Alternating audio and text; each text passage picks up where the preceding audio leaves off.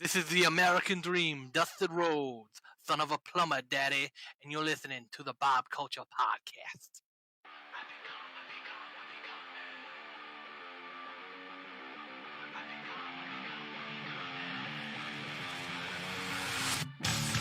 All right, ladies and gentlemen, welcome back to a very special AEW New Year's Smash Predictions panel episode of the BCP. Right now, you are listening to a cover of Fozzie's Judas by my good friends in Damn Nation. Guys, thank you, as always, for letting me use your tunage. Yeah, that's a good one right there. Check them out on Spotify, iTunes, all that good stuff, YouTube. Guys, thank you so much. And right now, I got to introduce this all-star stellar panel. Excited to talk about AEW. A big smile on his face. He is hashtag lay editor-in-chief, hashtag dad instincts, making his official tryout to be the unofficial third host on All Elite Pod. Please welcome back to the show, Mr. Bill Bodkin. What's up, bro? I mean, I don't think I need to try out, but, you know, I'm just going to represent You're hired. The champion, thanks to Rob. Sorry, I got to take it off my neck and let the beard breathe a little bit. I'm very excited. Happy New Year, everybody. Testing out a new microphone today, so hopefully that works out. And shout out to my buddy Andrew Hymas for hooking me up. Thanks, bud. It was a nice Christmas gift. You know what Rob got me for Christmas? Complaints. That's what he got me. Pretty much. Just kidding. A postcard. I wish. No, Yeah. Rob, as always, puts everyone over on New Year's Eve. So, Rob, I'm very happy to be back and glad you're going to be kicking off a brand new year.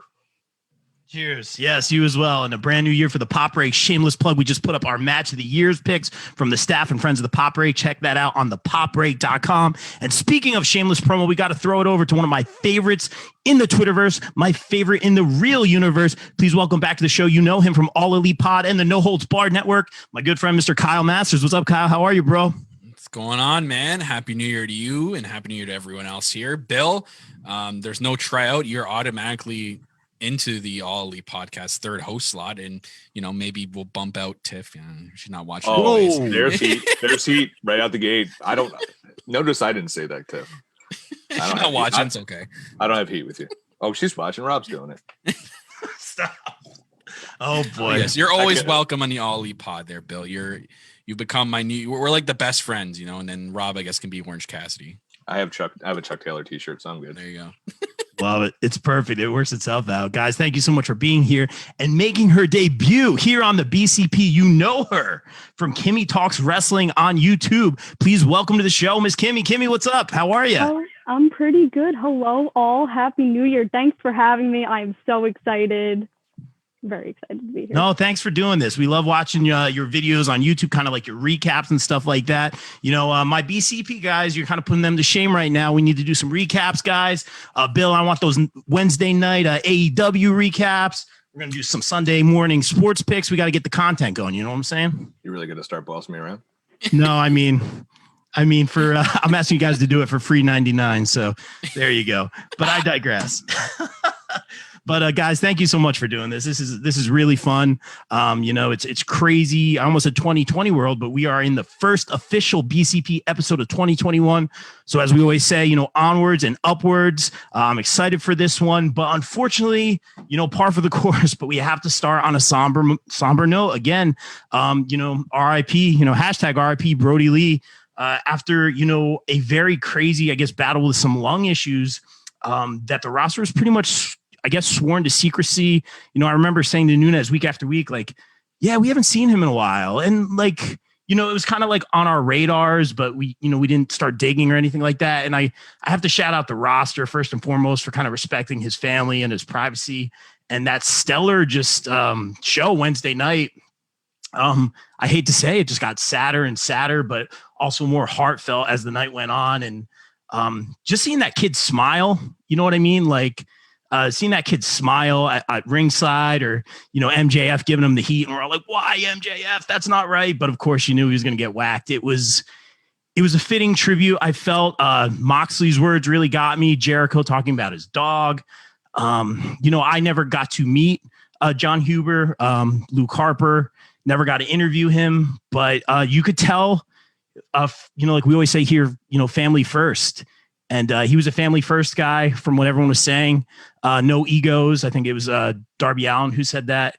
And yeah, it's just It's another one. It's been a tough year, and just R.I.P. Brodie Lee. I don't really know what else to say. And Bill, any thoughts on Luke Harper, Brodie Lee?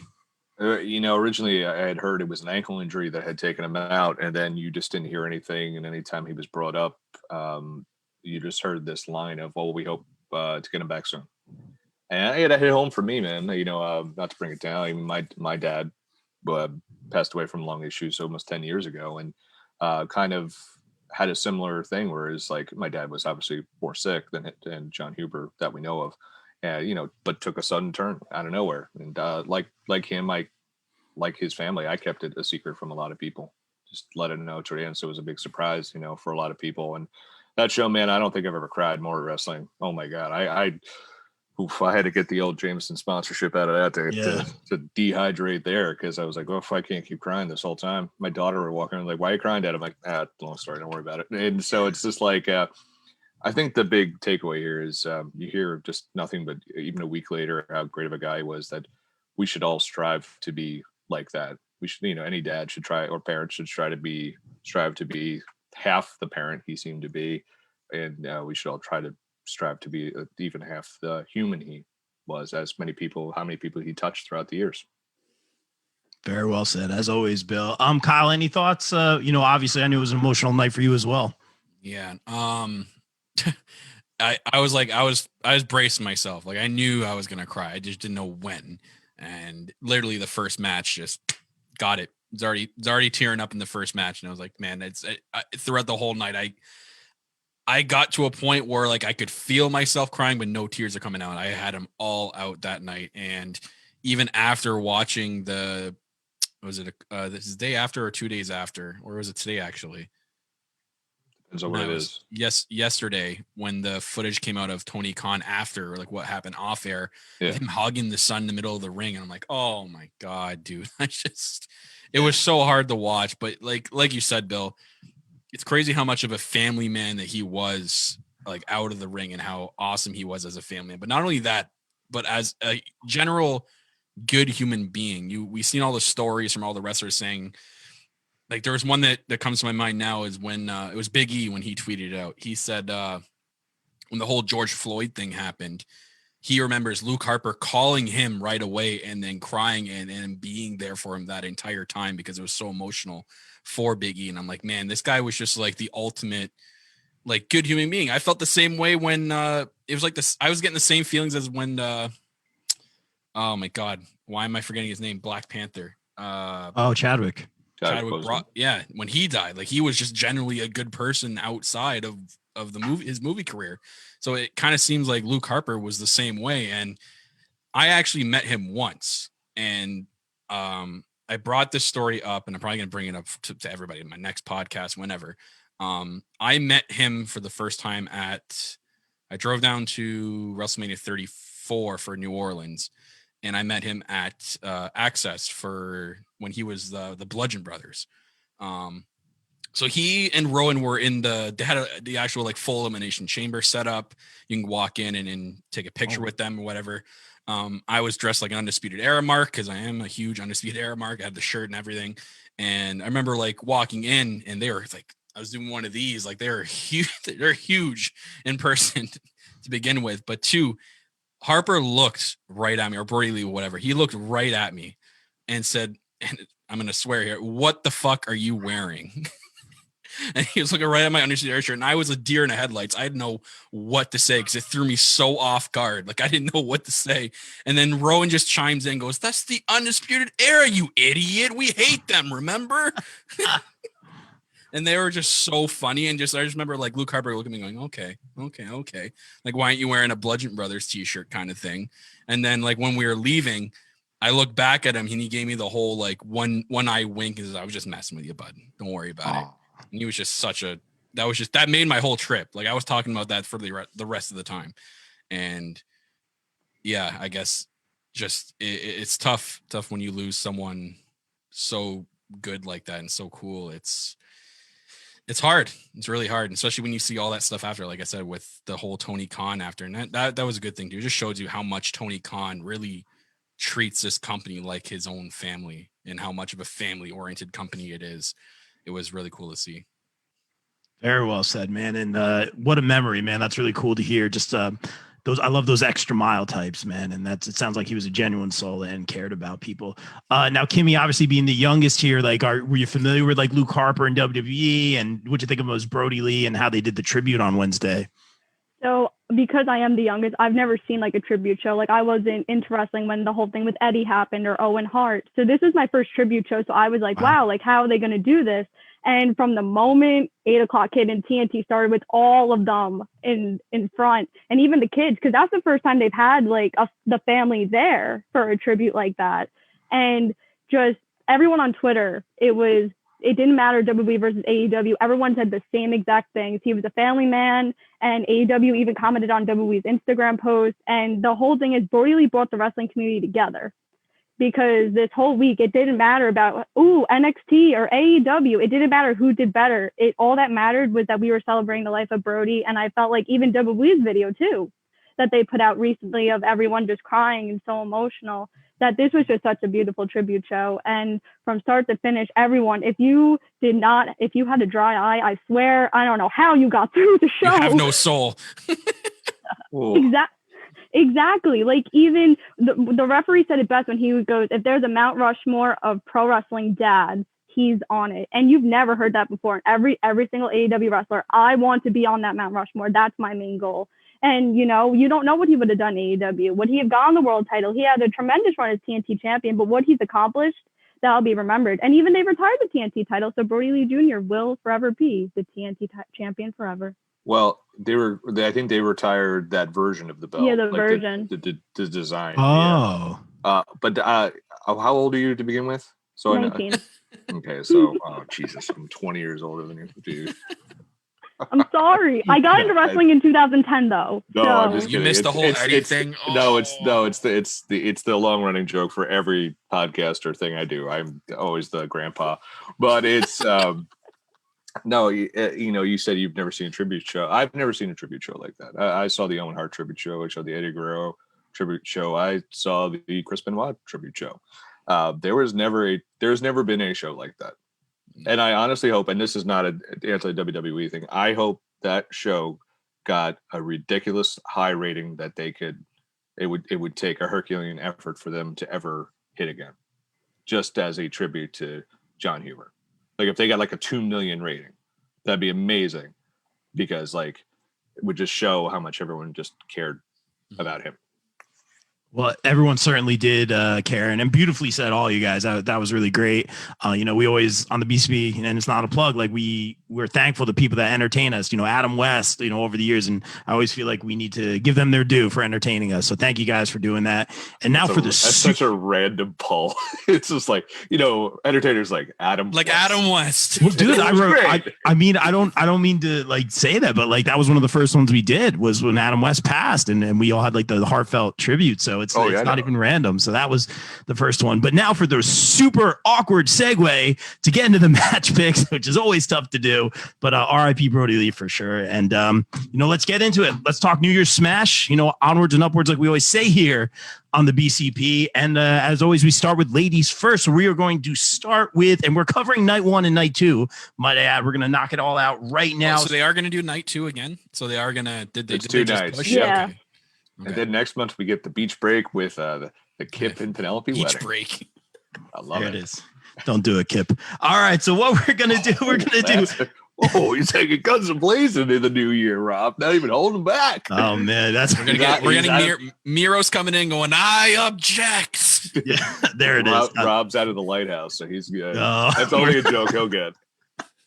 We digress. All right, let's feel the thunder right now as we're talking Thunder Rosa taking on Britt Baker in an interesting match right here. I'm going to throw it to the host of All Elite Pod, Mr. Kyle Masters. Your thoughts on this matchup? Who's coming out victorious? Whoa, I thought we were doing women's first.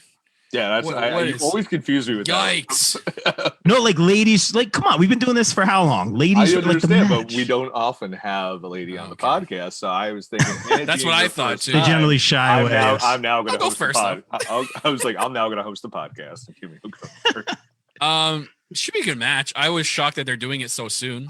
I thought for sure they were gonna like let this drag on until Revolution, and that would be like your ultimate payoff match. But I guess, you know, what else are they really going to do that they haven't already done so far? Like we've gotten to a point where Britt called Thunder Rosa ugly on the camera because, you know, what did she say? She like blamed the camera for breaking because of Thunder Rosa's face, and like, oh God, they're really just saying everything. And but I mean, it's made Britt Baker look better. This whole feud with Thunder Rosa, I thought she's definitely improved promo wise, and I love her whole waiting room thing on AEW Dark. That thing is probably the best part of Dark now. Every week is to see who her guest is, and yeah, I can't see Thunder Rosa not winning for whatever reason. I know there's all this momentum behind Britt Baker, but I don't know if they're bringing Thunder Rosa in to put Britt Baker over, and if they are, I mean, wow, that says a lot at how much faith they have behind Britt Baker. But I can't, for my gut reasons, I can't see Thunder Rosa not coming out on top in that match. It's tough, man. And you hit it right on the head. Like we always say about AEW, and I know Bill will back me up on this. It's much harder to predict. Like I think the last prediction show, I was like way off. And that's what I love about it. Like welcome to every prediction show I do. But it's really hard to predict. And that's what I love about it.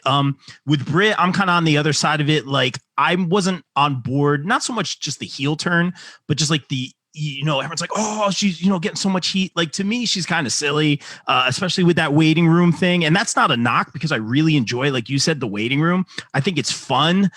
She is kind of being a heel, but again, it's like, you know, Bill and I talk about this all this time. We're in this weird world where like the heels are kind of good guys and everyone's kind of a heel. It's really weird, but I love the waiting room stuff.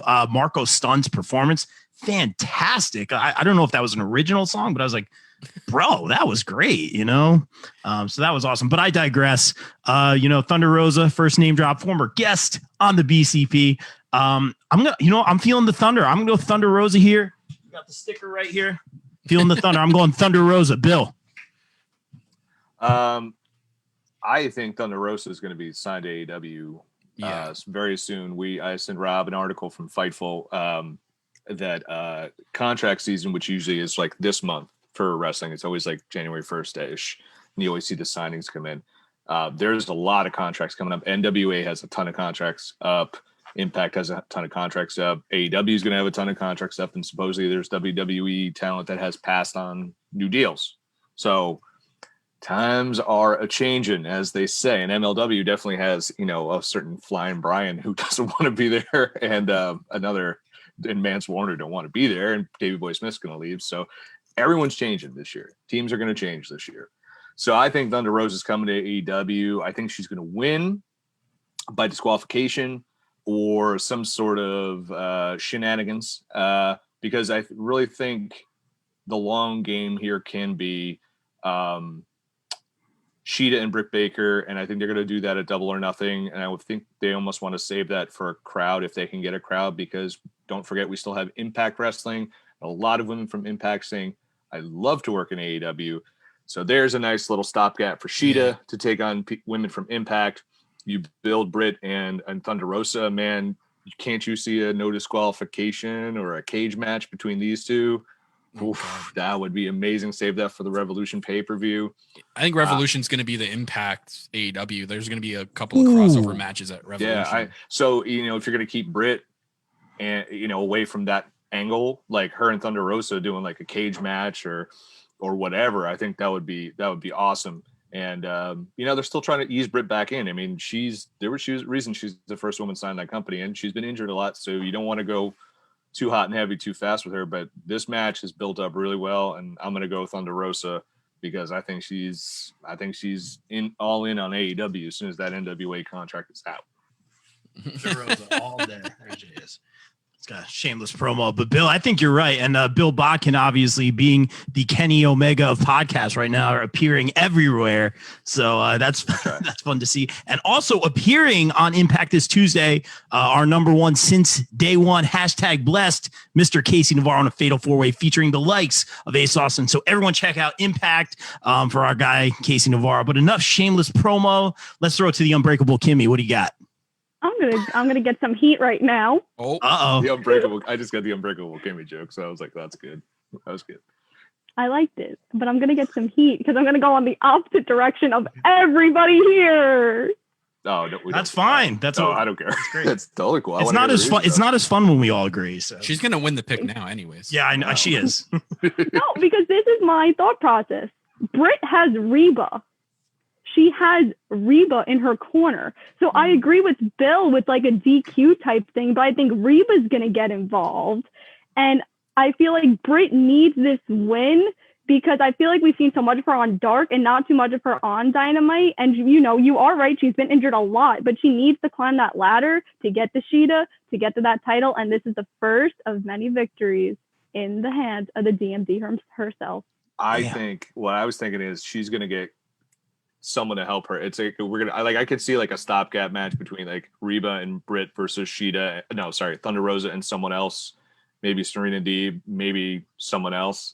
Like coming to like from your mama's kitchen. I don't know if Red Velvet's got her hands with. She's got Jade Cargill in her crosshairs. So God bless. And so we'll see how that goes. But I think you know she's got a lot of women she's training that are on Dark and stuff, and you know so we could see who knows.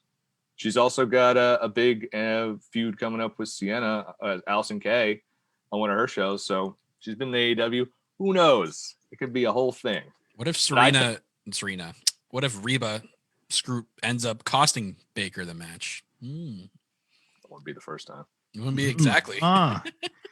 You know what? I think Kimmy's on point, you know, because we're all like very certain. And the way she described it, I mean, a hell of a debut so far, Kimmy. I think you're going to be right on this one, but I'm not allowed to change my answer or Bill will yell at me. So let's move on to every time. Dude, I am stoked for this one. We got the Haas fight. Hager taking on Wardlow. I love what they're doing with Wardlow. Like this whole time in AEW, just very in the background, very quiet. And his one match with Luchasaurus, like I'm trying to think of other Wardlow. Oh, so good. I'm trying to think of other like Wardlow showcases. Cody and the Cage. Sure. But there's so few is my point. And you're absolutely right. And they're all great. And he's good. And I know he had Hangman in the Eliminator. Oh, that's right. She was saying, yeah. And I hate to make the comparison, but I get Roman Reigns vibes. And I mean that in the best way, in the very best way. Like he's just going to get to that point. I see Bill. I get the Brock vibes. The Brock. Okay. That's fair. That's fair. But just kind of like less, not to say Roman's chatty now, because everything he's doing is perfect and is finally what we've wanted for all these years. It's a home run. But it's kind of a less is more thing on the mic and let the ring work talk for itself. And he's always impressed me in the very few matches that he's had. You can obviously see that I'm going Wardlow on this. I think it's the slow build. He's going to be a top guy in no time. Bill, I see you have some opinions. Share them with us. Oh, I was gonna say it's kind of weird. I don't get I get the Roman vibe that you see him and you're like, you do the DiCaprio Once Upon a Time in Hollywood thing. You snap your fingers and, and you're like that's the star. He's the star in the future. But yeah, he it's weird. He reminds me of, here's a deep cut for you. I don't think Kimmy was born when this guy started out. Sean O'Hare reminds me of some of his like big, thick, muscular, huge guy who can fly. I meant early Brock. I didn't mean current Brock. Oh, no. Like I know what you meant. Brock first came in. Yeah. Yeah. Even then, I just think like Brock we're going to see very few people like Brock. Like when he came in, that was like that was so special. I don't know if we could ever replicate that. But like Wardlow is like, there's an MJF feud coming, or there is something like that. It's going to be crazy. And Wardlow, man, if Hager wins, like the one time. I thought this was going to be later down the line. I didn't think it was going to happen this quick. Well, no, it was supposed to happen this week. Yeah, but like I didn't mean I thought this was going to be held off until. Well, you never know. Yeah. I think. So yeah, it's interesting because when we were talking about contracts coming up, I'm just like, Jake Hager. How long did you sign with AEW, and how long before you have to go to a fight camp? So I'm wondering if, I could. I'm actually going to go. I'm going to just blow my own theory here, and I'm going to go with Jake Hager because I feel like Wardlow losing gives more of an impetus for him to be on the outs with the inner circle, and MJF finally being like, I turned my back on you. So I'm going to go Jake Hager. Interesting. I don't know if I agree, but very interesting. Kimmy, your thoughts on this one? Going outside the box a little bit. Okay. So I agree that an Inner Circle breakup is on the horizon. I think I see an MJF Jericho 2 coming up at Revolution. But I think that the Inner Circle is obviously going to get involved somehow with this. This is not going to be a clean finish. But I do see Wardlow winning only because I feel like Hager's had his wins, he's had his moments, but every time we've seen Wardlow on Dynamite in a singles match, he's lost. I don't think we've seen him won. So I feel like this is Wardlow's victory to kind of bring him towards maybe the TNT title picture. To then, oh, look, I got gold. Look at me, Inner Circle. I fit in now. And then the breakup just happens. Okay, interesting. I like this. This is good. Everyone should just listen to her picks. Mine are trash. I mean, we'll find out. We'll find out starting on Wednesday. Kyle, take us home on this one. Well, I do agree that Wardlow is probably going to win this one. Sorry, Bill. You can still be friends. I know we can still be besties. Anyways, I like what Kimmy's saying about like we haven't seen a victory out of Wardlow yet on Dynamite. I think he's kind of paid his dues up to this point. I think he deserves a win. I got even taking that out, I still can only see Wardlow coming out on top here, and maybe that's something that MJF uses as, kind of like clout. He's like, well, look, this guy is the big guy that can get it done. You don't need Jake Hager. Get him out of the Inner Circle. Like, MJF's going to start to break up the Inner Circle by, that's something to take from it, right? It's like your big guy can't get it done. Mine can. We don't need Jake Hager because we have Wardlow. And maybe that creates more friction between Jericho and MJF because Jericho's obviously, Hager's his dude. So maybe that's going to play into it. That's what I see. So, other than that, I really can't see much else but Wardlow winning this match in some way. But I know Jericho's on commentary, but I still think he's going to get involved in this match somehow. Because I know MJF's going to be at ringside for this. So I think something happens here. Love it.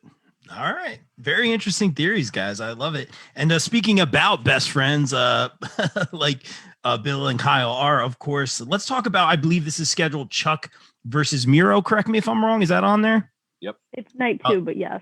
Oh, night 2. But yeah, let's cover all of it. Let's get right into it. Just because I'm trying to make segues happen, just like I try to make fetch happen all the time, as Bill says. Thank God I didn't wear glasses. But let's go. Nice. Inside joke, but this guy's got me going. But let's talk about a former guest of the BCP. I'll never forget that phone call getting, "Hi, Rob, this is Rusev." So you know who I'm picking. It's going to be Miro Day at night 2 of New Year's Slam. Or New Year's Smash, I should say. Let's throw it right back to Kimmy. I think because, of course, the wedding's coming up. And we know wrestling weddings, they're horrible. Something always happens. That's crazy. Some cakes, some objections, all that good stuff. And I go... Show off in makeup? I think I was like 2 for that. You were. I was a baby. My AARP card's coming tomorrow. Don't worry. I'm sorry. But Kyle, AARP is a thing in America. Yeah, what's that? Anyway, go ahead, Kim. That is. I go to the Dynamite a couple weeks ago where it ended, where Miro just destroyed everybody. And this is what WWE needed to do. But they were like, no, sorry. I know you're over with the crowd, but we don't want you. So we're just going to go, just not with AEW. And I think this is the match where Miro looks strong. This is where he starts to show. This is what he was brought to AEW to do. I don't see Chuck winning. I'm going with Miro. Wow. Kimmy knows what she's talking about here. Hell of a debut. Let's throw it to the Judas in my mind, Mr. Bill Bodkin. Chuck's going to get trucked, dude. He really is. I love Chuck, man. But he's it sucks that Trent's out for a while, but I think this match is going to be a little longer than some of the Miro matches because Chuck's got to get that spot where he puts a whole bunch of stuff together. The guy moves and he just goes through it, whether it's chairs or tables or whatever. But yeah, Chuck will give him a decent run, but Miro's going to look real good here, like Kimmy said. And by this time next year, I think we're going to be having a very, very different conversation about where Miro is because I feel like he's going close to it. Especially with crowd, they're going to go to those nutty cities where he's just going to be over the entire night. And he's been nothing but hilarious too. So I'm looking forward to this one. This is going to be a lot of fun. But yeah, Miro's totally taking this one. We going for the trifecta here, the real authentic Kyle Masters? Yeah, as much as I love Chucky T, I can't pick him against Miro. Miro's just, there's so much momentum behind him. Chucky can take the L here. Again, the wedding is coming up. Like Miro's got to look somewhat not weak, I guess, and it had nothing to do with him. Maybe I don't know what they're planning for this wedding. But Miro's just gonna get it done. Like he looks so good recently. I think this is gonna be his longest match he's ever gonna have in AEW so far, and it's gonna make him look really good. Chuck can do it. Chuck can put him over big time. I mean, nothing really much else to say here. I like the spot that Bill was saying. That's gonna happen 100%. It's going to be a great match, and it's going to be a comedic match, whether Orange Cassidy's out there and he gets involved somewhat, Kip and Penelope get involved. And then Trent, I don't know. He's got the sling. I don't know how he's kind of limited out there. So I don't know what else he can do, but he's going to be still out there. It should be a good match. I'm looking forward to it. Both these guys are extremely good wrestlers, and we're going to get just an all out wrestling match. And I think this is going to be the match that makes Miro look the best out of all the matches he's had so far in AEW. Very well said. You guys are knocking it out of the park. And speaking of which, I'm just going to give you guys a softball right here. We'll cue it up or tee it up right now. Correct me if I'm wrong. Eddie Kingston's taking on Pac. Is that correct? Pac. I trusted you before the show to have the match card, so I don't have it up. Yeah, I have it. Bro, very professional. Okay. Post-it notes. Yeah. Kimmy's one-upping me over there with the spiral notebook. Pop Culture Podcast got a new producer. There we go. That's right.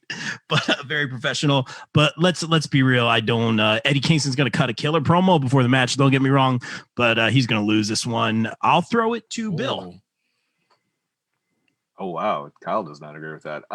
Man, I'm surprised this match is happening now because it really is. It's really interesting to see what Pac is going to be doing, and I'm really leaning towards it's going to be Kenny Omega at some point. They got to run that back in the match of the year piece on thepopbreak.com. That was one of my picks because I'm a jerk and I put 3 picks. Pick that one too. Yeah, and Pac, the Iron Man match, love that match. One of the best matches of the Best year. Friends. Yeah, it's a great match, and just to have those guys go again because Pac's great. So, the match Pac had with the Butcher was from 2 weeks ago was chef's kiss, wonderful. But Pac's gonna win this one somehow. But here's the thing with Eddie Kingston, man. Even when he loses, he doesn't really lose because he's gonna bring it back somehow. This is not just gonna end here. There's gonna be some shit. It's gonna be violent. There's gonna be a violent end to this, and it's not gonna just be in a match. Very well said, Kyle. Pick it up from your bestie. Well, I don't think Eddie Kingston's even going to wrestle or step foot in the ring. I think he's going to have one of his cronies wrestle for him. I think he's going to come out in the mic and make some excuse.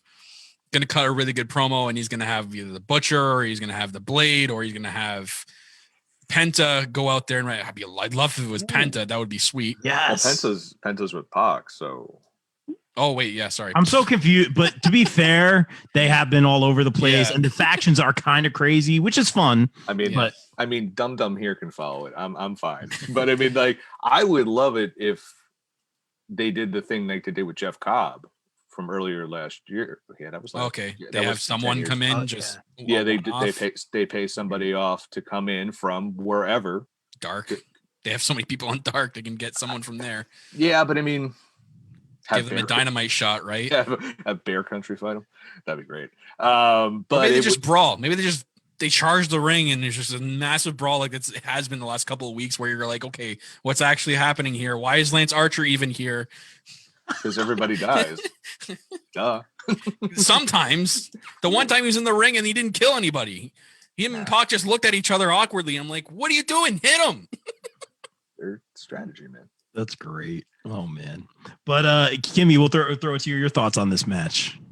I'm gonna go with Kingston only because I cannot remember the last time he won a singles match.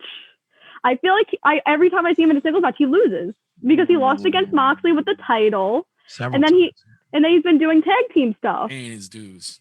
Yeah. So That's a New York pick right there. That's a New Yorker pick. I gotta stick with my New Yorker. You know, he's been he's been so great on commentary. He's a great talker. You know, he was gonna retire back in 2019. I feel like he needs a win to get into to something. I don't care what it is. Just they're all wrong. No one's there. I don't think there isn't even gonna be a match. And if there is, one of them are not facing each other. I don't think either of them are facing each other. This is too early, and they both have too much momentum to take an L here for whatever reason.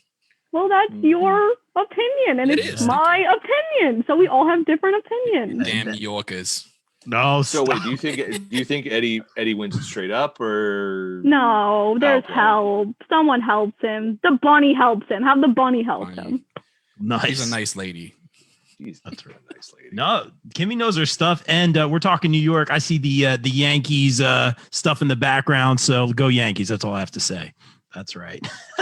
Sure. All right, let's move on. Let's talk about, we mentioned this earlier. I don't know if this is going to be a new incarnation of the TNT title. We'll see where they go with that. But obviously, I think it, more so was a gesture to obviously honor Brodie Lee, and that means a lot. But this has been kind of a feud that's been kind of not on the back burner, but going on for a while. I'm a huge fan of the Team Taz stuff. I love Taz on the mic. I like Ricky guy. What's that? New York guy. There you go. I know she's going with. She's like, my favorite color is orange. I'm from New York. Team Taz. Here we go. Should be right. Maybe I'll surprise you. Oh, we'll find out. All right, but I'll start it off on this one. Of course, we have Darby as Darby versus Brian Cage, who we saw in October at Val's Pals, who's just a specimen and a force to be reckoned with. That drill claw maneuver. He's fantastic, and what agility for such a big man. We've known this for a while now, but he is the FTW world champion, which again, we talk about, is that recognized? Is it not? Which makes it a lot of fun. Do we see Brian Cage walking out of here with 2 titles? And, I'll go with the curveball here. I'm going to say, the TNT title has been that title, not to say it's been juggled, but it has the most movement, I think is fair to say. Yes. Out of the obviously very few titles that there are in existence right now. This has kind of been building for a while. If we're talking WWE, this is usually like, no, he hasn't had it long enough or yada, yada. But I'm actually going to go with the curveball. I'm going to go Cage finally gets this, because this has been building for a while. This kind of progresses whatever's going on between Sting and Darby, which again, I don't see the correlation. I've said this months ago. They both have face paint. It's cool to see. Don't get the bat and the skateboard. It's cool. It works. Again, I don't give me some substance there. It's cool to see Sting. Everything about it's really fun. Sure. But tell me the story here. And Team Taz has been building for a while. It's just all stars on that team. Obviously, I'm popping for Team Taz here, but I'm going to go with Cage. So who better than Brian Cage? And let's see what Kimmy's got. I can't wait. What do you got for us, Kimmy? So this is the one I've had trouble predicting, because I agree that Cage needs this. I feel like this feud has gone on for 100 years. It's just the same stuff over and over. But I feel like Darby's going to win, because I don't know what they're doing with Sting. And Sting came out with Darby last week, and I feel like Sting's going to get involved, because you're going to see Hobbs get involved. Taz is going to get involved. Starks is going to get involved. This isn't going to be a clean match whatsoever. So I feel like Sting's going to hit them all with the bat or something like that. Maybe Arn and Cody come out as well, because we've seen that 5-on-4 or 4-on-4. I can't do math. It keeps changing. No, you're not wrong. Math's overrated. Exactly. Barely passing college, guys. But I feel like Darby gets the win, and we just see this match again at Revolution. Wow. All right. Kyle, what do you got? Okay. Brian Cage ain't winning. Notes. No, Brian Cage is not winning. There's no way. Okay, if he has the gauntlet from Lucha Underground, listen, El Rey Network's gone. He might have it. He might put that on, and he could beat Darby with that. It's way too early. They for put the gauntlet. No. They put a lot of stock. It's always too early for a gauntlet. They put a lot of stock into Darby to have that TNT belt, and they have a lot of faith in him. So it's way too early to rip the belt off him after giving him the belt and saying this guy's going to be the face of TNT. Especially because we don't know what what they're gonna do now with the TNT belt after what we got this week. Like, is Darby gonna come out with like a strap that he made from like old skateboards, and that's gonna be the TNT belt for the time being until the new design gets made? Like, I don't think we're gonna lose the belt off Darby, and I think Sting's here to put Darby over. I don't think he's gonna wrestle him. He's gonna manage him. And you say you don't see anything a lot in him, Bob, with the Darby and Sting. These guys are basically the same if you think about it. Not in just the face paint, but like the sitting in the rafters. They're both the outcasts. Like when the Sting character first debuted in WCW, not Surfer Sting, this one. Oh, my favorite Sting. They were basically kind of like the same personality. And that's what they've been doing with Darby even before Sting made his debut. So it just kind of just proved what they're doing this week with them coming out together. I don't think they would have done that if we weren't really sure what's going on here. So I liked Kimmy's idea of, something's going to happen where like the lights go out and Sting comes out, and it's not going to be a clean finish. There's going to be a DQ of some sort, and Sting's going to beat the crap out of everyone with his bat, maybe finally get physical. We've just been teasing it the last couple of weeks, so maybe we finally see it. But I am curious to see what they do with the belt. I like the idea, and I have a gut feeling that Darby's has this new belt that he just made out of, again, like old skateboards or something. And that's going to be the TNT belt until whenever the new one gets made.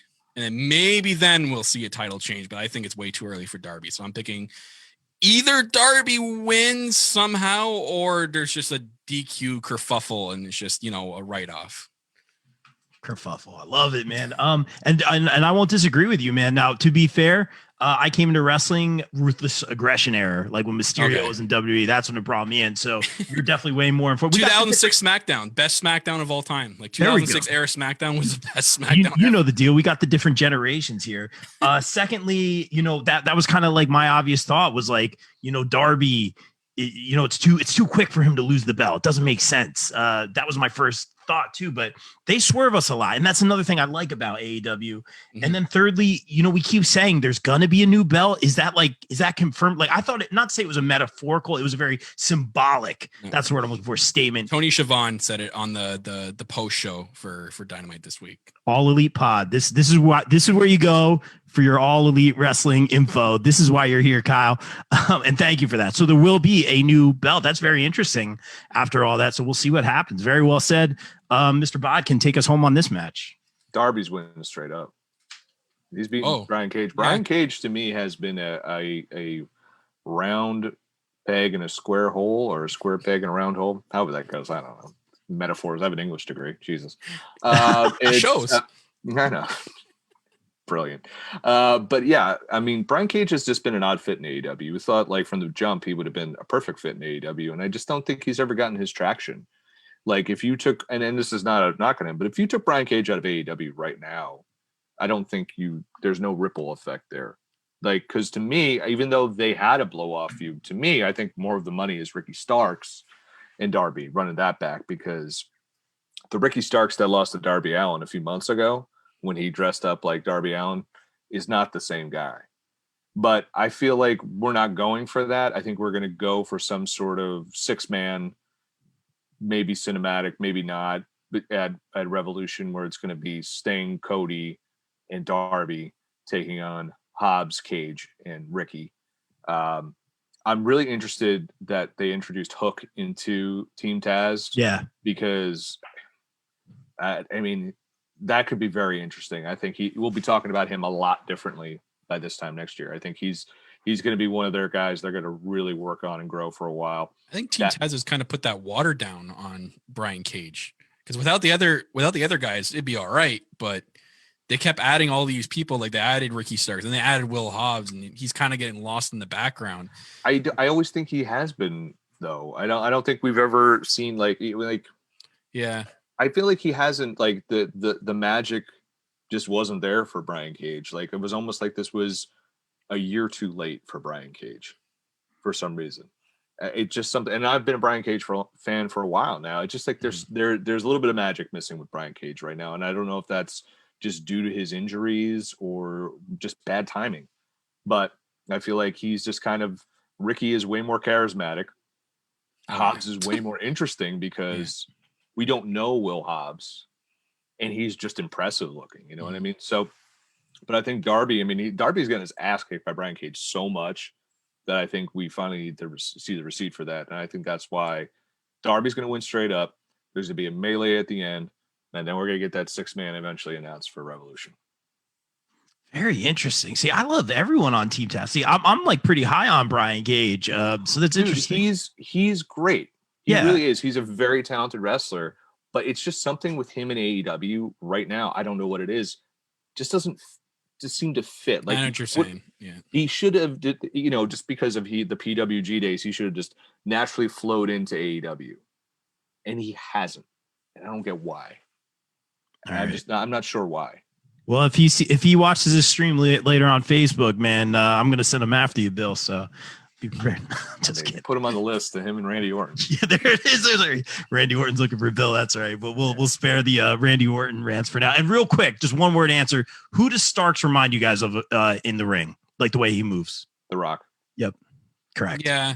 And that's a compliment. And I'm not trying to compare, but it's just, I mean, I am. I'm talking about the picture where he dressed up as The Rock for Halloween and with the Oh, really? Oh, that's that. I don't think he dressed. I think he just looks like that every day. Oh, I thought there was a picture of him wearing the exact same. Oh, probably. Yeah. I think there was. We need to find that. And it looked identical. But Ricky Stark's just a guy that boggles my mind every day that WWE did not sign him. There has videos of him and Aaron Solo sitting next to The Undertaker with him giving them advice. He knows Booker T. He knows all these guys. Like him and Anthony Bowens is like, how did they were there. How did you not end up in WWE? Those were the guys that were going to be their future for sure for me. Well, at least Starks, I think. He's young too, right? Like he's early 20s, I'm assuming. Ricky? I think he's younger than 30. I'm stumped. Yes, he's under 30 for sure. Okay. Yeah, so like he's still got a long career ahead of him. So he's money right now. And I wouldn't even mind if Team Taz just went on without Brian Cage. If it was just Will Hobbs, Ricky Starks, and they're including Hook. He's 26, by the way. Like, why do you even need Brian Cage anymore? Like that's the future right there. That could be Team Taz. I'm not like it. We are getting like, I'm not trying to knock it. You know what? A face turn for Brian Cage and having him team with somebody who can talk for him would really help him. Yeah, when are we getting Brian Cage versus Lance Archer and just a brutal? Okay, so you want more of the face turn? No love for Cage. I'm shocked. No, I said Brian Cage is good. It's just he's not the role he's currently in isn't fitting. You know how like when people go to your beloved Brooklyn Nets, who are the darling of the NBA now. Yeah, we are accepting applications for bandwagon fans, but go ahead, Bill. Whatever. I've been in the basement for 20 years with the Knicks. I ain't going anywhere. I have. Thank you for giving us our first win, by the way. The Raptors yesterday. Thank you. You should have just, I mean, like you should have beat us. But I'm just saying, like, you know how you get a player on a team and they just, no matter how talented they are, they just don't fit the system or fit the role you've put them in. And that's what Brian Cage feels like to me. It's just like his role where they've had him, like his Mox match was awesome, but it's just like he hasn't fit that role. Yeah. And not leave, just go back to the drawing board where you should be in AEW. Oh man, see, I respectfully disagree. He was the first member of Team Taz. Correct me if I'm wrong as well, right? Doesn't mean it was the right Taz call. Was the first I know. Team Taz. Well, Team Taz originally started in the ECW, which Kimmy was a company that was in Philadelphia in the 90s. No, I'm just kidding. It was but I mean, Team Taz, like, yeah, it was the second iteration of Team Taz, but. The running joke being here, Kimmy, that we're old. I digress. I see. Yeah, nice. Kyle, you're a Raptors guy? Yeah. And I'm not that Thank old. you so much for a few minutes. Thank you for coming on. We'll see it. No, I'm just kidding. And I'm not that old. Jeez. Oh, it was just me. It was funny too. I'm the old I'm teasing. But we did bring up Anthony Bowens, so let's try to segue this thing. Go to the next post-it note over here. Very professional. The Young Bucks, great book. Obviously, Bill, I know you're reading that. I'm getting to that as well. Nice, man. Really good. We'll get that shameless promo in at the end too. Got the autographed copy right there. Do you really? Yeah.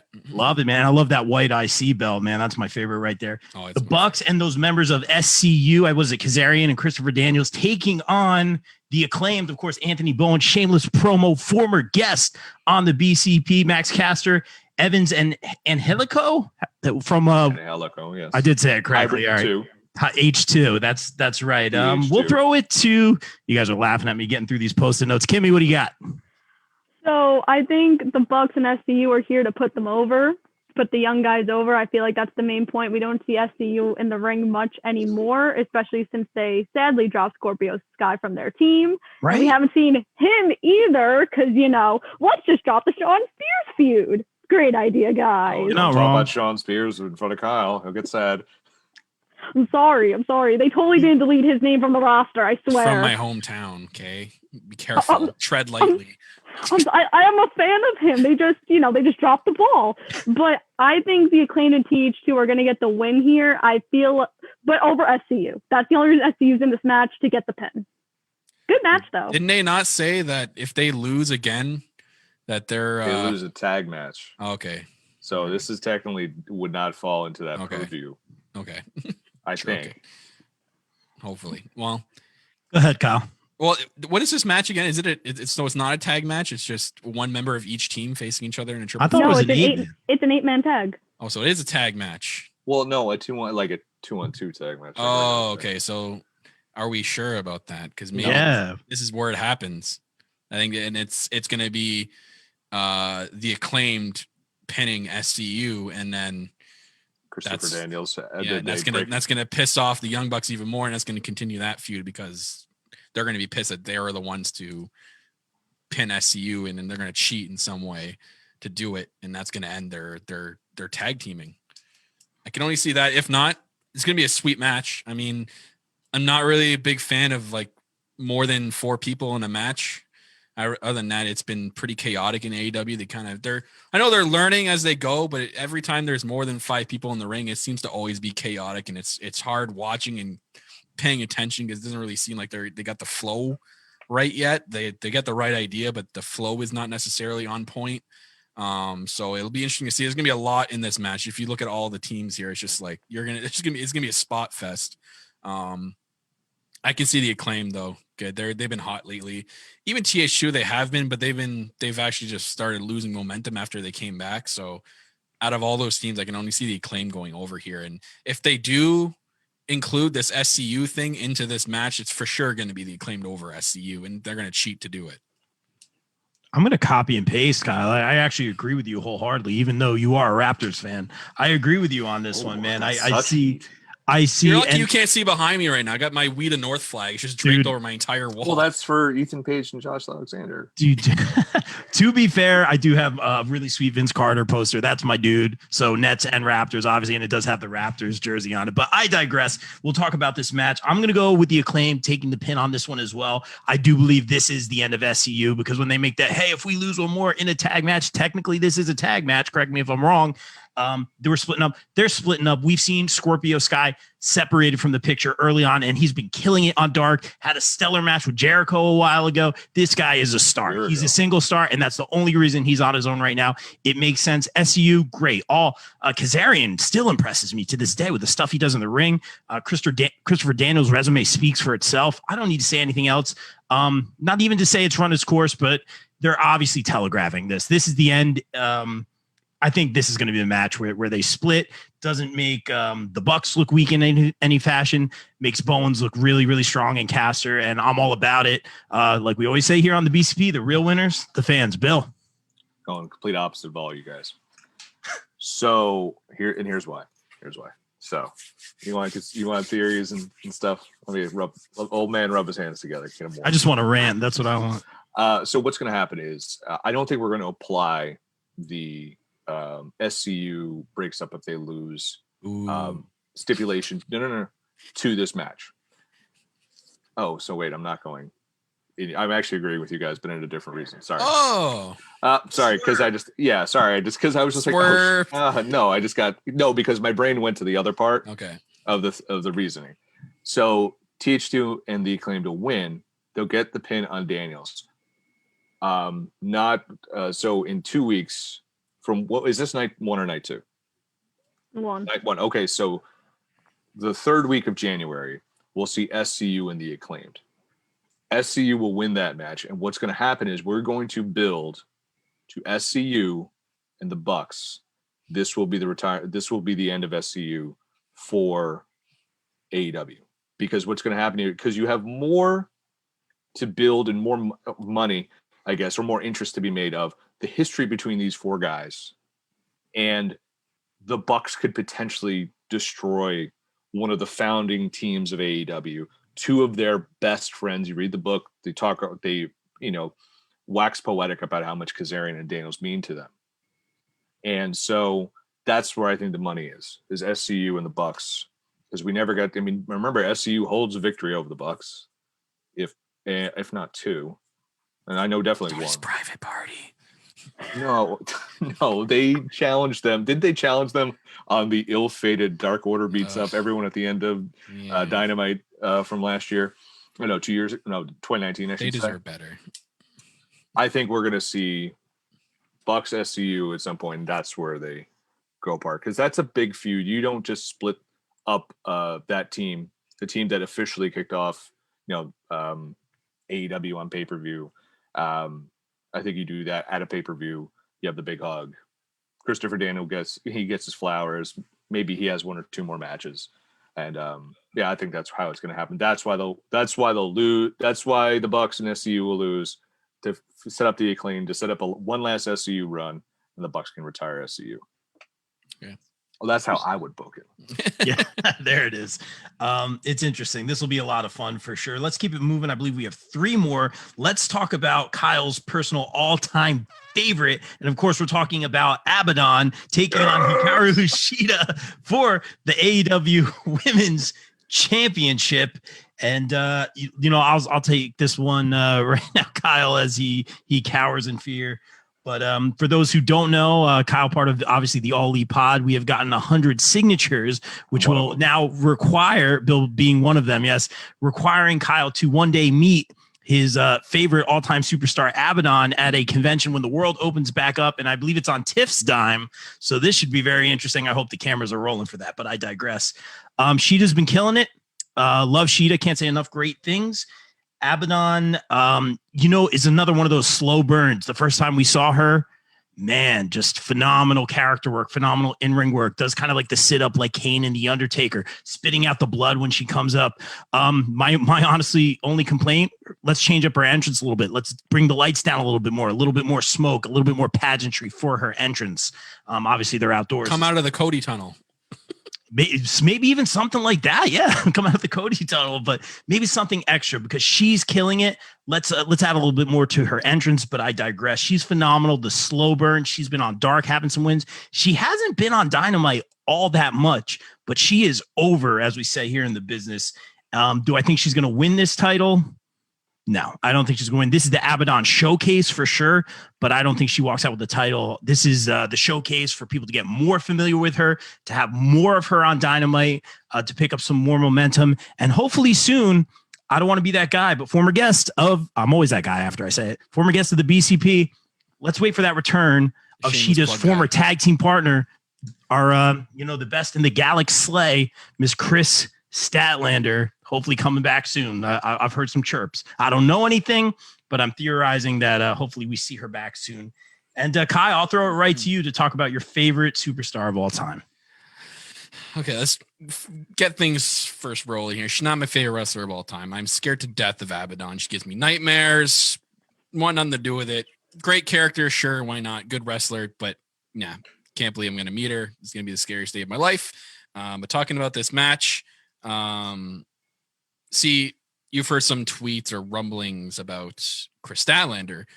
I read the other day that another another AEW roster member is on her way over from Stardom, and Riho is about to rejoin the AEW roster. What? So, saying that, I think she's going to be already like skyrocketed to the top. Abaddon's going to beat Hikaru Shida for the title next week, and that will set up Abaddon and Riho eventually, probably Revolution, maybe by, I don't know, Double Nothing seems to be like a stretch. Probably by Revolution there'll be another title match in Abaddon versus Riho.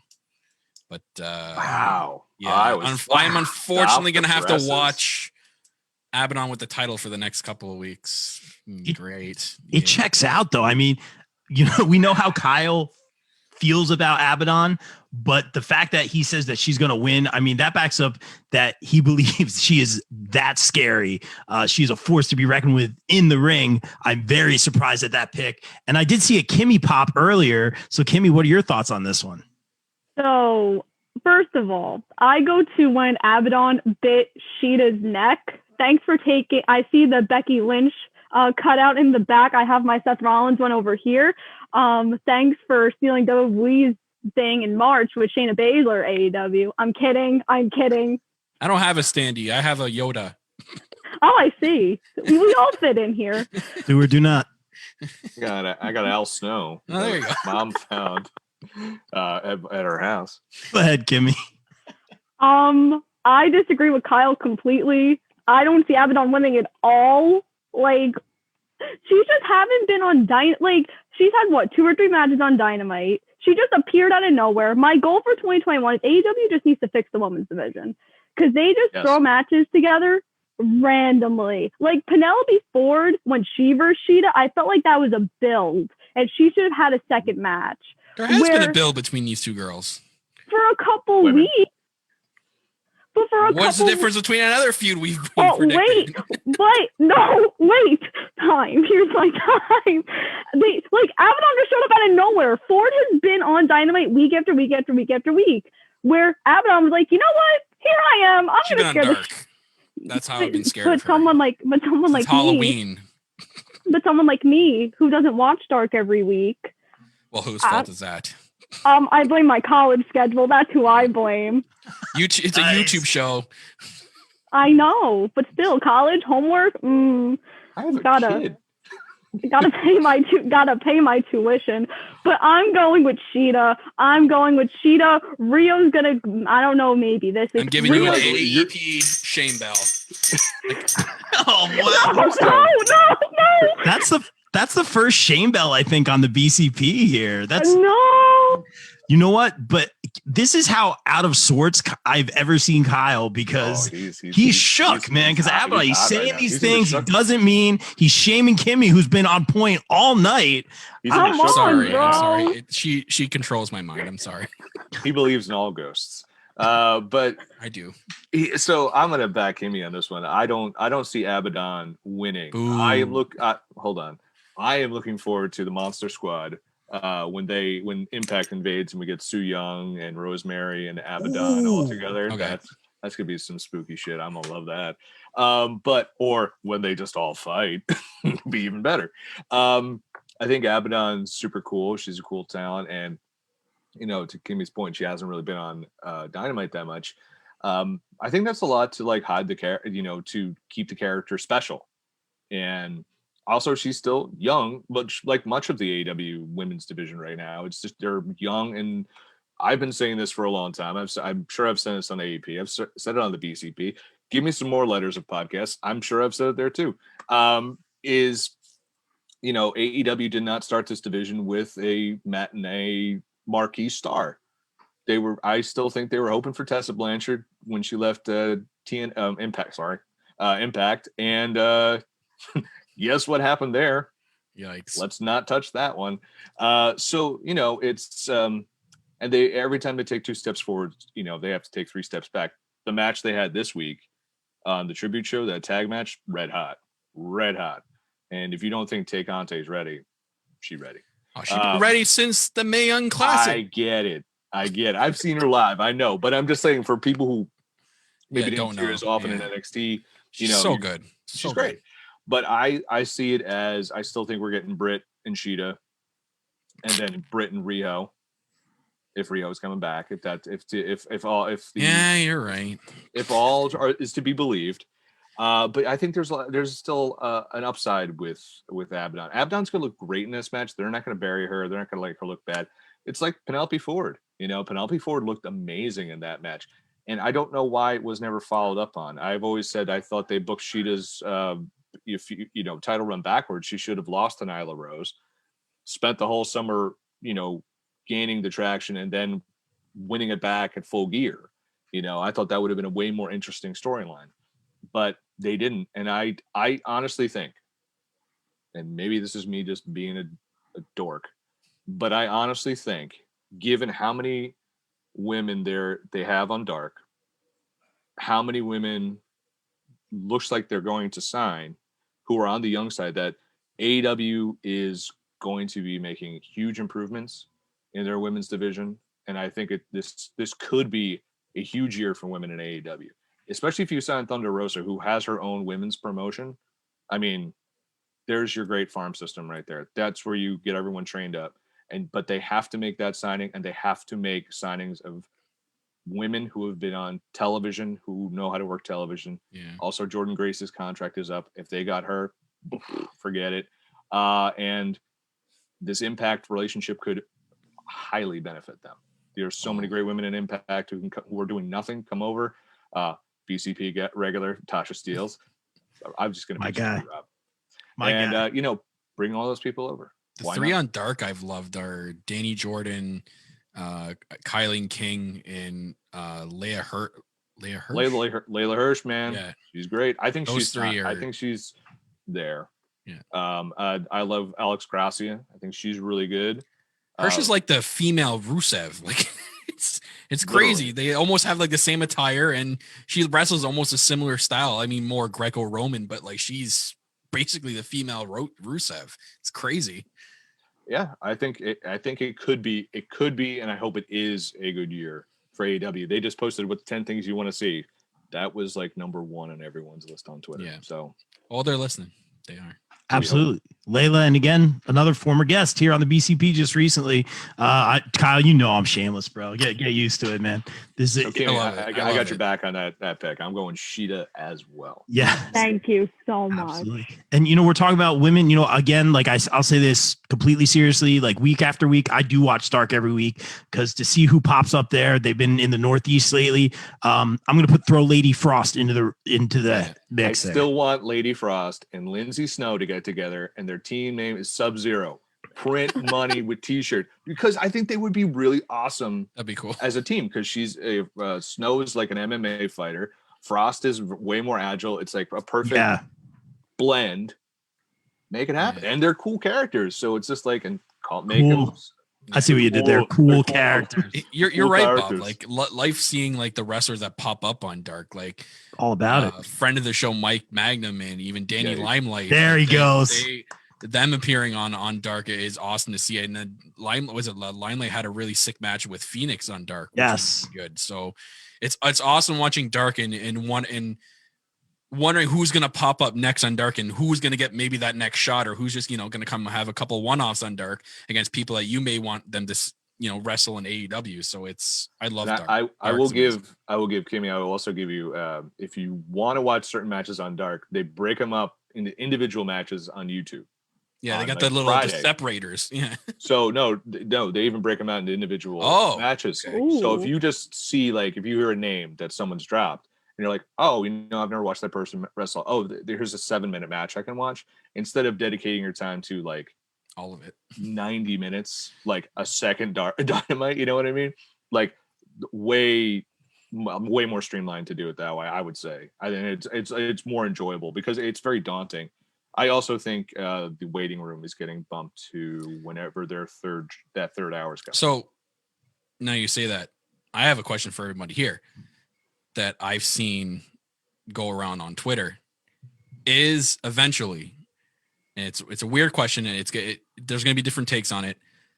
Is Impact going to be AEW's second show? Nope. You don't think so? I'll tell you why. Because Access was bought by Anthem for Impact to go there. Like, they spend. You don't think Tony Khan's got dough? He does, but That's like, what at I this mean. point, They got what an is- endless amount of dough. They got an unlimited symbol on their bank account.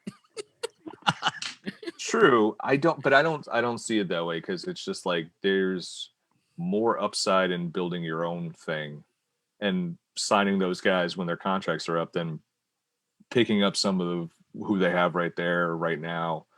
I just don't see it. I know that's been a popular theory for a while. I just don't see it. Anthem's also like a weird company, So I just can't see it happening. I know they're Canadian, and I don't hold it against you, but they've I made know some nothing about them. They, I've they, known they nothing. own Fight Even TV. before Impact, I've known nothing about them. I mean, I just don't see it. I'm excited to see what happens between. Kimmy and Rob, what do you guys think? I agree with you. I think it's better to build your own brand than to just basically buy something. I mean, we saw, even though I was not alive for this either, we saw what happened when Vince bought WCW. I was born a couple months later though, so it's not that bad. Well, there you go. So you she knows her history. You absorbed it. We're not going to get Tony Khan coming out going, I now own Impact Wrestling. No. We saw what happened the last time. I think it would actually be detrimental to wrestling if he did that. Yeah. Because I feel like now and like what they're doing, I like it better than what they did when they got ECW and WCW and WWE, because it was just a disaster and they didn't know what they were doing. Or even when WWE tried to like revamp ECW, it was crap. Oh, it was stupid. So just you have enough talent, like Bill said, you could just sign them when their contract's up. You don't need to literally, I'm gonna buy Impact and this could be my third show. I do think it is a smart move to be like have this greater alliance like back in the day, like in the 40s through the mid 80s of just like, hey, AEW, Impact, AAA, hopefully New Japan, DDT, AAA, I think I said AAA or NWA and a couple other promotions all work together.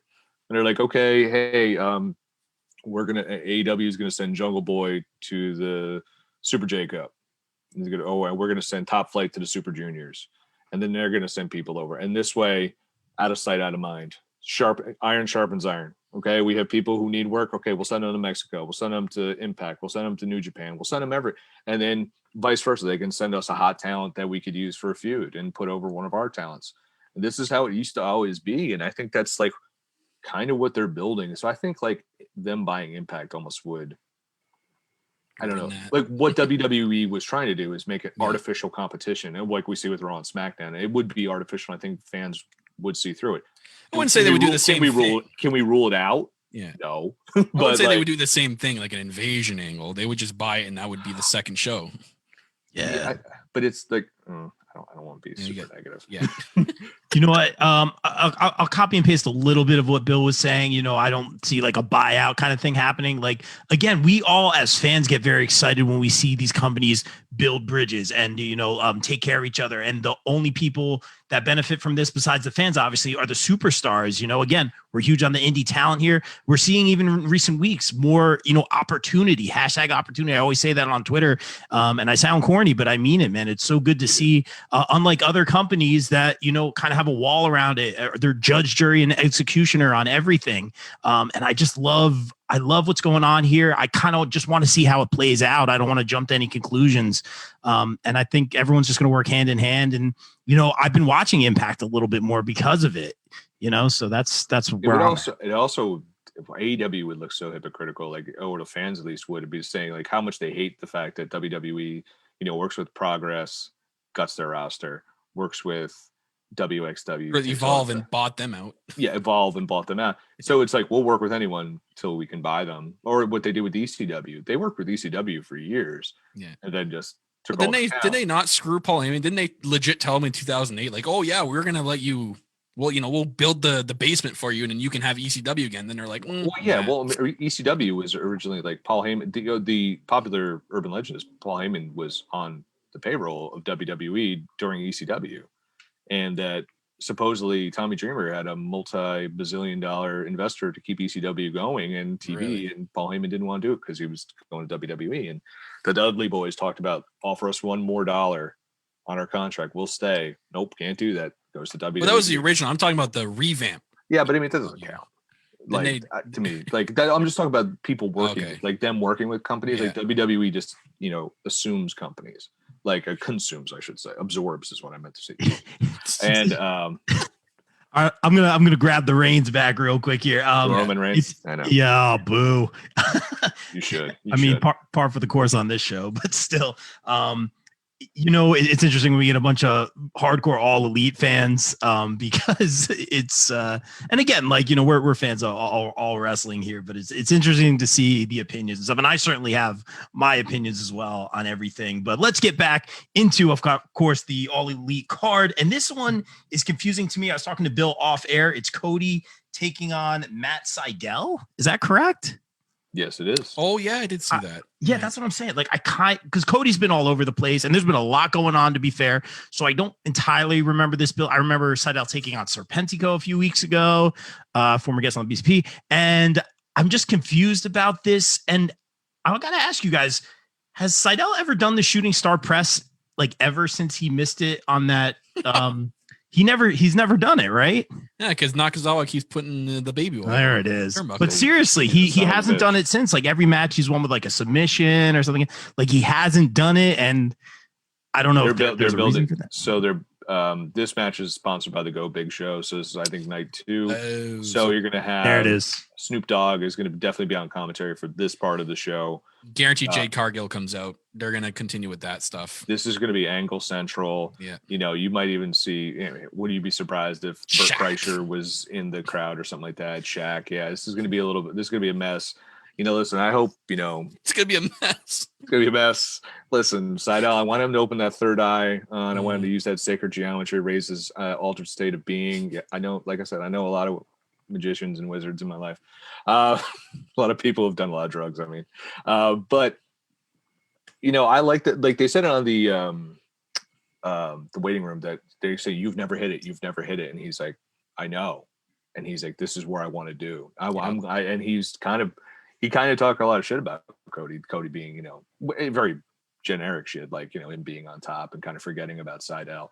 So I think it'll be a better match than advertised. But yeah, Cody's going to win, and then it's Shaq shenanigans. It's a Go Big Show. Yeah. I still can't get over that. So they're basically just trying to be America's Got Talent without the singing, because that's what America's Got Talent was originally supposed to be, and then now it's just become American Idol 2.0. I've never watched the show, so I don't know. Okay. Well, it's like we're bad with the shameless promo here, but you're saying this is the shameless promo match for AEW for sure. For the Go Big Show. Yeah. What do you got, Kyle? Yeah, it's gonna be shenanigans out the wazoo for this match. Whether it's Jade Cargill, Shaq, Snoop Dogg's gonna be on commentary. I actually can't wait to hear Snoop Dogg doing wrestling commentary. That's probably gonna be like the most entertaining thing in my entire life, because I've heard him do other commentary for other stuff and it was gold. So this is just sure to be gold. I can't wait to see how he kind of works with JR and Tony and Excalibur. I know Excalibur is going to be, on it with the modern references, but I'm not sure how JR and Tony Schiavone are going to do with Snoop Dogg. Don't ever doubt Two Stud Tony, man. It's going to be get it done. The bad dad jokes are going to be out the wazoo too on that commentary desk. It's going to be hilarious. But I think Cody picks up the win. Sadly, when Matt Sydal was the Joker at the last Double or Nothing, I was excited. I'm like, okay, if he is actually signed with the company, then it got released later that he did get signed. I'm all for seeing more of Matt Sydal in more ways than not just on AEW Dark, because I think he's still got it, and he's still he can go in the ring, and I could see I have a lot of dream match scenarios with a lot of people on the roster, so hopefully eventually we do see that. But he's just kind of been the placeholder here for what's about to ensue. So Cody for sure going out on top. I agree. Copy and paste. I think Cody wins this one. Shameless promo, etc. Kimmy. Cody, strong win to Shaq and Jade and whoever the hell else wants to get involved with this feud. We go. Red Velvet. It's straight like from every your mama's kitchen. No, every woman's wrestler is like in this, and I'm like, hello, Nyla, like what? Matches, feuds. Here's your division. Let's do something, guys. You're not wrong. You're not wrong, Kimmy. Is the Dark Order on this? Any of these shows? No, I don't. But I'm sure that will change. Yeah, that's definitely going to change. Silver and Reynolds are going to get another match. I guarantee they'll have a tag team match because John Silver is so freaking good, man. It's ridiculous. I actually think Cody or Preston, they say, but Vance will get a lot of momentum here, not just because of what happened in the real world, but guy's great, former Monster Factory student. Is it Cody Vance? Is that his real name? Preston Vance. Preston Vance? Preston. I thought his real name was Cody. So you're actually right. I mean, again, this is all behind the curtain stuff, but yes. Oh, that's right. He's right. He's Preston, but he's really Cody, right?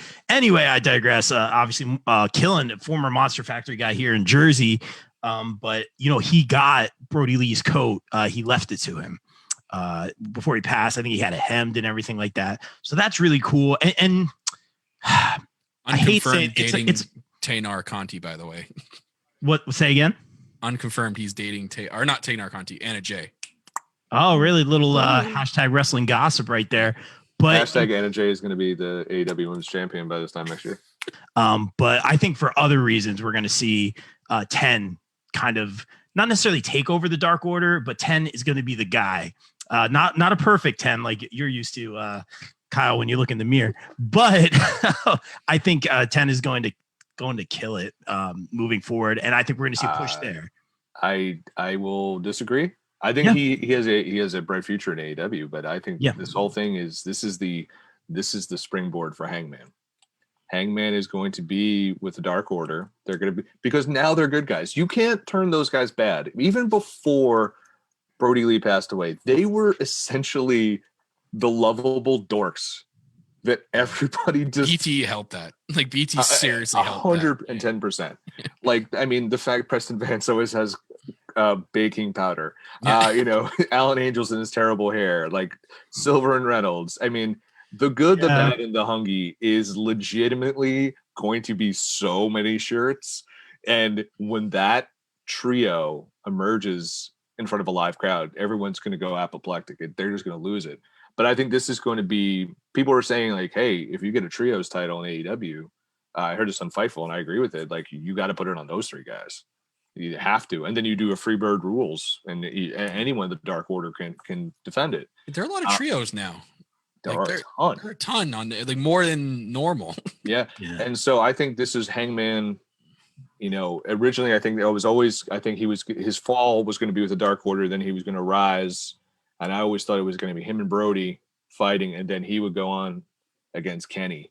And I still think he's going to beat Kenny. He's the chosen one to beat Kenny Omega. But the Dark Order, or some members of the Dark Order, are going to be his dudes. They're going to be his elite because they're undeniable right now. They absolutely are. And if it's the good, the bad, and the hungry, I am here for it, man. I can't get behind hungry. I'm sorry. Who cares? It's ridiculous, but like, we've seen how many ridiculous things in wrestling have just been like the best thing. Remember, the Bullet Club came up with a bear for how long? It's just like, thank God we never brought him back. But trust me, I know. That's some fun fan stuff. I like what you guys are saying. In my mind, I separate Page from the Dark Order. Like, I see what they're doing there, and you're right. There are total faces when you think about it. That's a great point. But I separate the two. I see Page obviously going very far on his own, separate from them, and I see Vance, or 10, I should say. I think you're right. I just think for now he won't be at the forefront. I think that's why him and Alan Angels, who's 5, are under masks right now.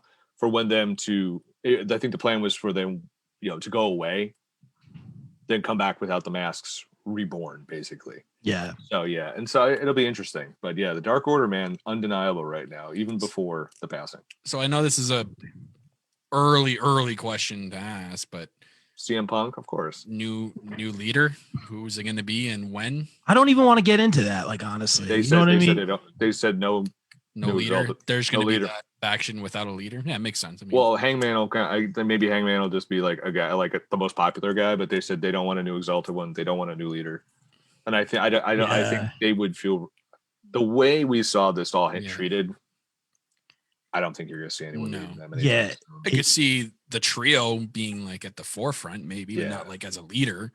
Yeah, it's like, I hate to even talk. You know what I mean? Like, it's like, as fans and storyline, like, we do want to talk about, like, but like, ratings and like, who's gonna take the helm and all that kind of stuff. Like, it'll definitely play out. Like, we'll definitely see it play out. But right, I mean, just coming off that show, I just want to see more negative. Wow, I want to make sure his kid's good. It was good to see him smile. Like, to me, it was like, okay. So technically, he's the leader of the Dark Order. he is. That's He's true. all elite. -1 is all elite. For life, literally. And There yeah, you so go. technically he's the front man of the Dark Order now. There it is. I love it. But guys, we're closing in on an hour and a half here. So let's take it home. This is a stellar. Yeah. Time flies when you're having fun. But this has been a stellar panel. Thank you guys so much for joining. Kyle, I'm going to let you go last on this one because this is your dude. And of course, we have Ray Phoenix taking on the AEW World Champion Kenny Omega, the cleaner, Mr. Clean himself. I'm just going to say the real winners, the fans. Like I always say, I am excited for this match. It's just going to be a showcase. It's going to be awesome. Kenny Omega retains, but I can't. This one might be the one I'm most excited for. That's all I have to say. Kimmy. Well, I'll start by saying that the cleaner is finally back to an extent. I think that the reason Kenny has become his name is because no one's interfered in his matches. Like before Don Callis, like even when the Young Bucks walked out with him at Wrestle Kingdom, they never interfered. They just stood on the outside. So this is a different Kenny. I like the heel stuff that's going on. I like that Don's with him, but I definitely think we're going to see Don interfere.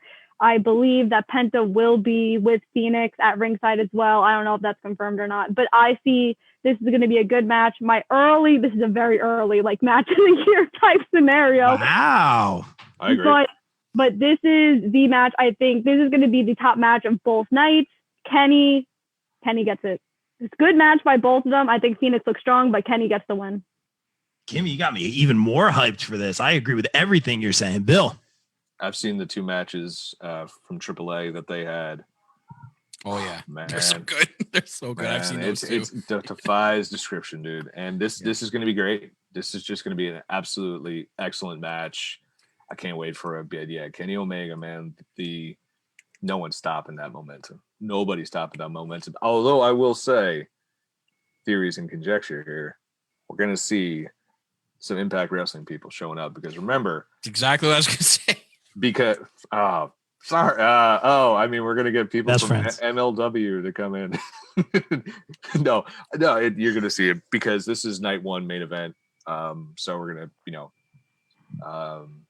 they have to build for the Hard to Kill pay-per-view. Kenny's not coming out alone. He's not coming out of that tunnel alone. He's gonna come out with his boys. They're coming with him. Yeah, they're gonna be bald. They're all gonna come out. I guarantee they all come out. Swan, Motor City Machine Guns. Yeah. That's going to be a wild end to that show. Sorry, Kyle. Do they come out? Do you think they come out as no? They Absolutely. probably. I don't think they have the rights to. No, because Japan would own the rights to that theme, right?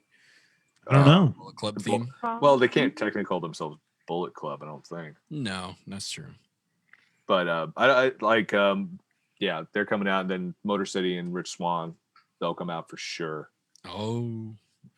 See, I think this match will be good. Wait, we are, by the way, we are missing one match from this show. That sounds about right. Go ahead.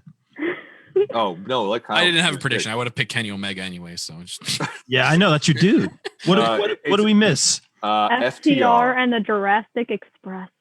Oh well, I'm not a big FTR guy, so we can just get. No, I'm kidding. I'm not. I gotta go throw a shoe at you. But hey, I'm not Luchasaurus. How do you disrespect the three horsemen? We're not the horsemen, but we're the horsemen. We have horses on our shirt, but we're not the horsemen. There's not four of us. There's three of us. And technically, Tully doesn't count. We're completely out of order. He counts. He I'm comes trying out to the Nikes now, man. He counts. I'm trying to think of a clever dinosaur pun here, but I'll just say Jurassic Express wins this. What? What? No. Nope. Yikes. No. Nope. I don't like FTR. I'm not about No, they beat Johnny Gargano once, so they ruined for him for life. I was there. Nunez is in the other room throwing stuff. That I even mentioned that. I was there for that probably the greatest tag team match of all time. That was insane. it. Yeah. It's FTR. FTR is taking this, brother. Done deal. Tully's gonna bust open Marco's stump. It's gonna be old school as hell. Is that a unanimous decision there? Oh yeah, FTR is winning this Yeah, match. FTR. It'll be good. I'll be the odd I'm man going out. with the three horsemen. Oh, you're so salty about that loss, Dude. Rob. Three horsemen. Let's go. Wouldn't be the first time. All right, guys. FTR. I digress. It's So a loaded statement. I hate it so much. As usual, it's got to be one every podcast, right? But before we get out of here, let's get that shameless promo. We're all about it here on the BCP. Let's throw it to Mr. Bill Bodkin, lay editor-chief of the PopBreak.com and the Kenny Omega of the podcast world. Shit, I have so much to say. Check me out on Twitter. I'm at Bodkin Writes, WRITES. It's mostly just, wrestling stuff, Happy New Year's, and stuff from thepopbreak.com, which you can check out every single day. We're talking about music, movies, television, pro wrestling, comic books, digital trends, video games, you name it. We got a ton of stuff. Check us out on Twitter at popbreak.com, all spelled out, /popbreak.com, all spelled out on Facebook, at the Pop Break on Instagram. Of course, I am also the co-host of the Socially Distanced Podcast, the flagship show of the popbreak.com, which you could find on Spotify, Anchor, Google, and Apple Podcasts. We are currently on a break, and we will be back in January. I will be launching a wrestling podcast sometime in 2021. What? I told you about With this me. one. He knew that. He knew. I've already told Best friends. this. And We're calling it the Best Friends Podcast. It's the Best Friends Podcast. We're just gonna hug.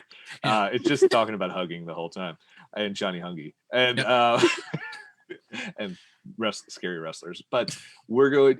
It's basically going to be talking to wrestling fans once or twice a month, just talking about their love of pro wrestling, and just stories about going to live shows, cool stuff you've seen. Yeah, it's going to be like a super upbeat, not like predictions and stuff like that, just super upbeat podcast about pro wrestling. Well, as upbeat as I can be, I guess.